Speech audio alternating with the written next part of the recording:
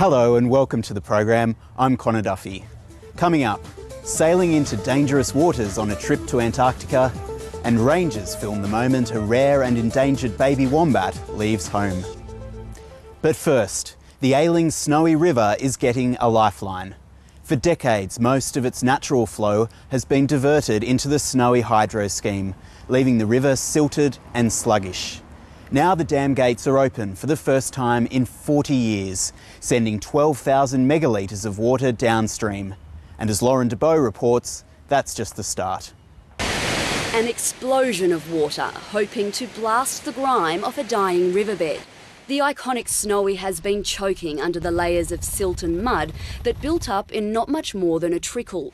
The force of this water can move boulders, and experts predict it will carve out a whole new riverbed, refreshing the ecosystem and restoring life. Over 2 weeks, 84,000 megalitres is being flushed through the Snowy. It's the most the river's seen in 50 years. This is a significant milestone in the recovery of the Snowy River. The Snowy Mountains scheme diverted 99% of the river's water to generate electricity. It was an engineering masterpiece that nearly killed the Snowy. It's why today is so special for those that have campaigned for decades to restore life in the river. Rivers are our mother's arteries, and if we get clots, our mother, the earth, gets sick as well. The road to recovery began a decade ago and cost federal and state governments $500 million. Water management isn't rocket science, it's far more complex. But finally, they've delivered. It's a great present to future generations that they will get the opportunity to see some of those flows that used to really be part of this landscape. This is the start of the end of a long wait to see health restored to the Snowy. The last time water flowed over the top of this dam was in the mid-70s. Over the next 3 days, 36,000 megalitres will be pumped into the Snowy River system. That's more water than the whole of Lake Burley-Griffin. The river is expected to rise about 3 metres, and low-lying properties have been warned the riverbank could flood. And if the water is there, this will become an annual event. Australia's oldest inland city has also moved to secure its water supply. After years of crippling drought, new multi-million-dollar pipelines should ensure that Goulburn in New South Wales never runs out of water again. Adrian Francis reports. This celebratory moment has been 130 years in the making. This is the first water to be pumped along a new 81-kilometre pipeline from Sydney's Wingecarribee Reservoir to Goulburn. This place is now drought-proofed.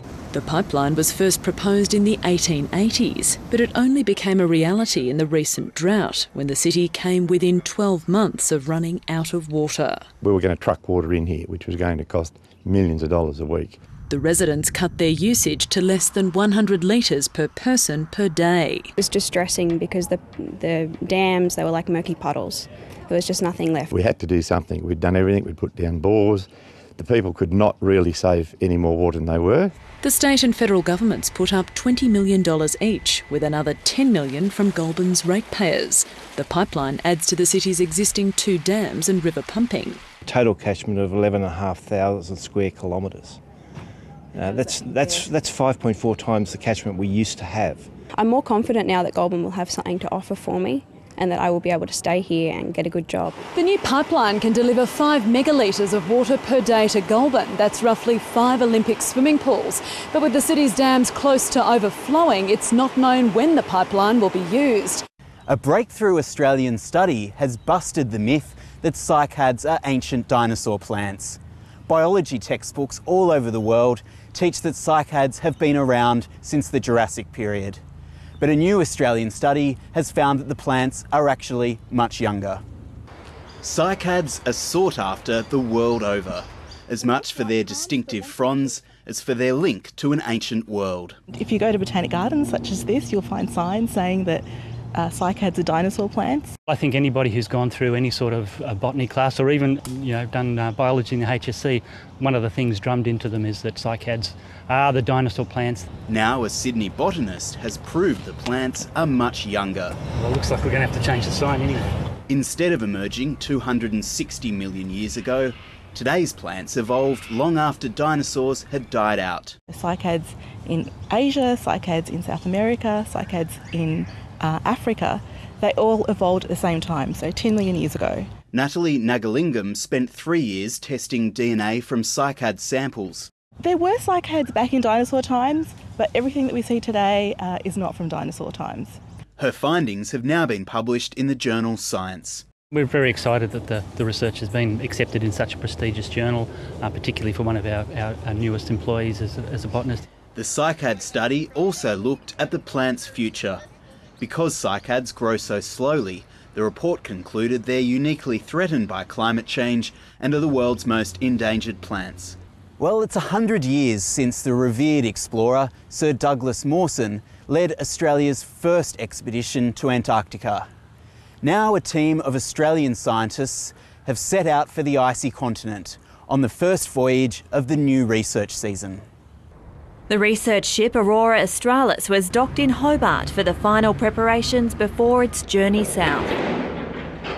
The trip marks 100 years of Australian Antarctic research. Over the next 6 months, more than 500 people will travel to Antarctica from Hobart. They'll work on 90 scientific, policy and logistical projects, following the legacy established by Sir Douglas Mawson a century ago. Douglas Mawson looked to the future and he saw Antarctica as a critical place to understand. The frozen continent provides scientists with a unique window into the natural world. Their research feeds into global climate modelling. If you don't understand what's happening in Antarctica, then you have a huge hole in your models of world climate. German scientist Josef Hoffner will use a laser and 3 atmospheric radars based at Australia's Davis Station to measure wind and temperature changes on the edge of space, about 85 kilometres above the Earth. This altitude range of the atmosphere is like an early warning for climate change, because if you have a small change in the temperature here down below, it might be very difficult to detect that. But higher up, the impact on the temperature should be larger. 100 years of Australian Antarctic research will be commemorated with a voyage following in the footsteps of Sir Douglas Mawson in December. The team is due to arrive at Mawson's huts 100 years to the day after the explorer's first visit on January 7th, 1912. Life's a bit easier for the modern-day explorer to Antarctica than it was for Mawson and his dogs 100 years ago. But the continent still poses its challenges. Getting to Antarctica by sea is treacherous, and navigators face even greater obstacles once they arrive. Charting of the coastline and seabed gives boats a map to stop them running into underwater trouble. Antarctica's isolation creates extra danger. It's 4,000 miles away from the mainland, so if something does go wrong, you get into pretty big trouble.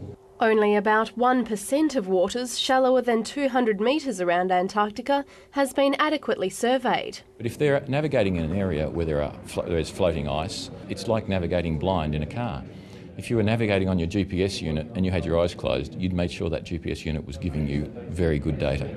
But the work's expensive and not the responsibility of any one country. 16 delegates have been meeting in Hobart, trying to increase cooperation between nations. Antarctica is such a huge area that without international cooperation we simply won't be able to cover it. Tourism is increasing. 28,000 people now visit Antarctica annually. Cruise ships are helping collect data to add to the charts. And the hydrographic community is working in very, very closely with the Antarctic tourism organisations and associations to improve navigation charting in the area. The hydrographer's next step is promoting international investment to increase charting of Antarctica's impressive waters. The Murray-Darling Basin Authority has been accused of robbing Peter to pay Paul by increasing groundwater extraction limits at the same time as it's taking water away from irrigators. Environmentalists say the move will affect river flows and potentially open huge areas of the basin to coal mining. The plan to save Australia's most important river system isn't due until next month, but already much of it has leaked. The latest revelation is that the Murray-Darling Basin Authority wants to more than double groundwater extraction, from 1,780 gigalitres to 4,200. The authority really needs to be using science and not guesswork to determine the water future of the basin. The groundwater increase comes as irrigators prepare for a cut of around 2,800 gigalitres. And we could really just be robbing Peter to pay Paul in terms of cutting back on irrigation diversions but opening it up in the groundwater sphere. The authority says the increases are all sustainable and based on years of science. The actual proposed extraction volumes for groundwater is actually significantly less than 1% of the total groundwater resource. Environmental groups fear the salty groundwater has already been earmarked for miners and blame state government lobbying. The only people that benefit from this increase are the miners. This allows for an incredible increase in the use of water for coal and coal seam gas mining. I mean, we obviously have received a significant amount of feedback from stakeholders, the scientific community as well as state governments. Any decisions on expanding mining in the basin will have to be approved by the states. Hidden cameras have captured the special moment a rare baby wombat took its first steps out of its mother's pouch. It was a milestone for Queensland's northern hairy-nosed wombat colony after they came dangerously close to extinction. Imogen Brennan reports.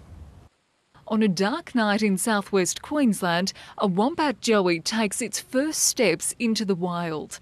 It never strays too far from mum. It spent the first year of its life in the safety of her pouch. Motion-sensitive cameras capture each step. I was very emotional when I first saw the little joey on footage, so fantastic. Ranger David Harper is part of the team working to save the threatened species. He says habitat loss is a major concern. In the 80s, the animals got down, the species, the northern hairy-nosed wombat, got down to about 38 animals in the wild. The adventurous joey is one of less than 200 northern hairy-nosed wombats now left in the wild. To boost their survival chances, 15 were moved from their habitat in Queensland's Epping Forest National Park to the 100-hectare site near St George 2 years ago. The fact that we have, within 2 years, we have got young coming out of the burrows is amazing. Rangers are hoping to hear a second pitter-patter of paws by the end of the year after confirmation of another joey. Along with researchers, the dominant male of the colony is doing his best to save his species. And that's all for this edition of the Environment Quarter. You can find more environment news at the ABC's website, abc.net.au/environment. And you can follow me on Twitter. Just search for It's Connor Duffy. And we'll have another Environment Quarter in a fortnight.